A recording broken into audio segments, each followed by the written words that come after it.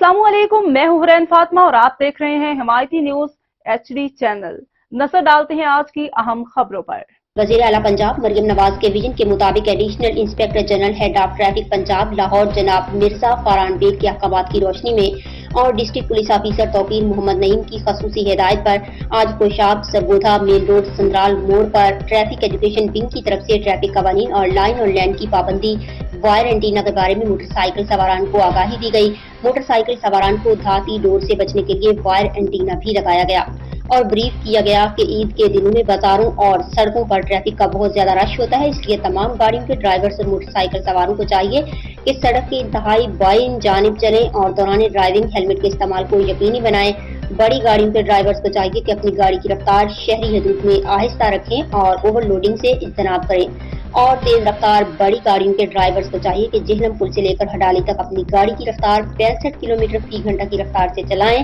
ताकि कोई नाखुशगवार वाकया पेश न आए। In charge traffic education wing traffic police कोशाब